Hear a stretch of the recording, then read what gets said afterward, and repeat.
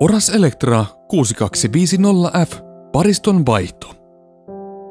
Mikäli hanaa avattaessa sensorin toinen LED-palo vilkkuu punaisena, on hanan paristo vaihdettava. Sulje vedentulo hanalle. Käännä lämmönsäätykahva joko täysin kylmään tai täysin kuumaan asentoon. Paina kahvan takana olevaa nastaa sopivalla työkalulla ja vedä samalla kahva pois. Avaa lämmönsäätykahvan kiinnitysruuvi 2,5 mm kuusiokoloavaimella ja poista sisäosa. Avaa hanan takana oleva ruuvi 2,5 mm kuusiokoloavaimella. Nosta hanan kuori pois paikoiltaan. Nosta magneettiventtiilin johdon liitin pois suojakourusta ja irrota liitin.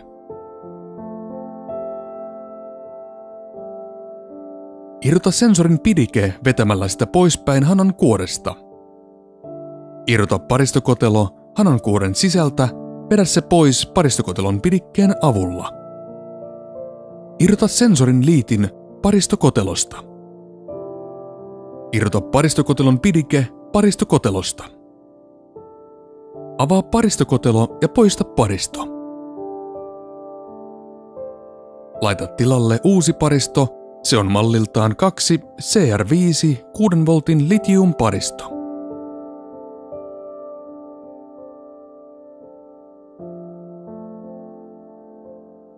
Laita sensorin johto kiinni paristokoteloon.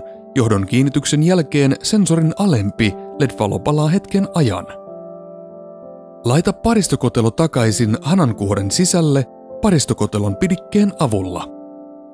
Laita sitten sensori paikoilleen niin, että sen takana oleva tunnisteteksti tulee yläpuolelle. Lukitse sensori paikoilleen sen pidikkeellä.